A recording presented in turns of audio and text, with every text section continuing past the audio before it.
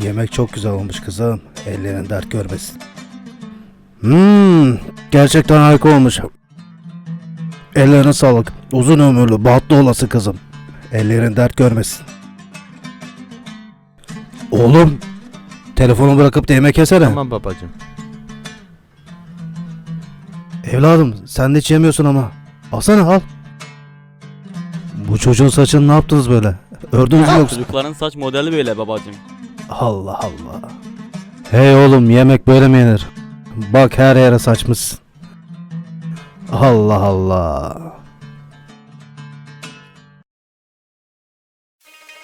Yeme, o yere düştü. Pis, yenmez. Annem kalan ve yere düşen yemekleri çöpe atıyor. Evlatlarım, biz bu bir tane pirinç için sabahtan akşama kadar tarlada 1000 eğilir, 1000 kalkar emek veririz. Siz şiirlerde, şarkılarda çiftçileri rica ettim şarkı söyleyeceğinize bizim 1000 zorluklarla sofranıza getirdiğimiz yemeğin değerini anlayıp israf etmezseniz biz ona şükür ederdik. Yarın öbür gün bu israf ettiklerimiz derdine çekmezsek iyidir inşallah. Oğlum Kayımcan, o gürültü sesler de ne böyle? He baba, karşı daireye yeni komşular geliyor herhalde. Eşyalar taşıyorlar. Haydi o zaman ayakkabını giy. Nereye baba? Yardım etmeye oğlum. Ev taşıma firmasından gelmişler. Onlar kendisi bile bir şey yapmadan bakıp durmuyor mu orada? Ha, öyle mi?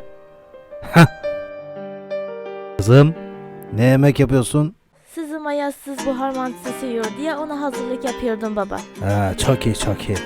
Kızım, yemeği biraz fazla yapsan da yeni komşuları götürüp bir hoş geldin diye verseniz. Vay baba, çok komiksin ya. Biz ya onları tanımazsak? Ne? Ya tanımamak da ne demek? Kolu komşu dediğin eskiden beri birbirini arar sorar oğlum. Sen böyle kapıyı da kapatıp otursan nasıl tanışırsınız ki? Karşı komşun ev taşımış, yemek yapamaz, yemek götürürken de tanışırsın. Öyle yap oğlum. Örfümüzde evini 5 paraya alsan, komşunu 10 paraya al derlerdi atalarımız. Komşularla iyi geçinmek lazım. Tamam mı evladım? Tamam baba. Gülcemal, yemeği fazla yapın. Biz komşulardan hal hatırı sorup gelelim. Tamam. Ben açayım. Ya oğlum neden kapıyı sormadan açıyorsun? Selamünaleyküm abla, nasılsın? He, geldin mi? Selamünaleyküm. Gel kardeşim. Selamünaleyküm. Nasılsın, iyi misin dede? İyidir evladım. Memleketteki akrabalar nasıl, iyiler mi? İyidir evladım. Sen de tatile gelene kadar özledik. Gözümüz dört oldu evladım. Ben de sizlere özledim. Hayır. Al çekinme. Al. Bu akşam buradasın değil mi? Bugün en iyisi okula gideyim dedi. Evladım, kendi evin burası. Sabaha kadar sohbet ederiz. Eskarcan utanır baba. Bence okula dönsün. Hem de bu ev o kadar büyük değil. Rahatsız olabilir. Evladım sen köye gidince amcanın evinde çekinmeden bir hafta 10 gün kalıyorsun. Şu zavallı bir taraftan kuzu kesip diğer taraftan oğlak eti kesip sana yapmadığı güzellik kalmıyor evladım. Lafım evin büyük küçüğünde değil, lafı gönülde. Gönül geniş olursa dünya alem sağır olur. Büyük şehirlerde yaşarken şefkatleriniz azalmasın, tamam mı? Akraba dediğin birbiriyle yakın geçinmesi lazım. Akrabanın bağı keneti sıkı olur evladım. Birbirinizi arayıp sorun uzaklaşmayın. Yoksa bu gece burada kal kardeşim. İşte bak ablan dedi oğlum. Kendi evin burası, çekinme. Ya da kal kardeşim bir gün bizimle. Gülcemal, bir yemek yapın. Eğer bir şeylerin eksik olsa ya da sıkıntı yaşadığın zaman direkt abine gel utanmadan. Tamam mı kardeşim? Al kardeşim, al bir şeyler ye. Olur inşallah.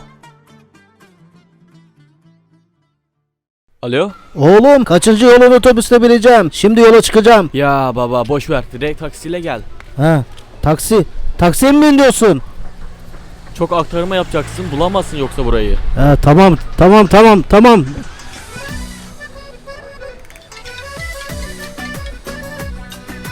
Oğlum, bu telefon sizin mi? Hayır benim değil.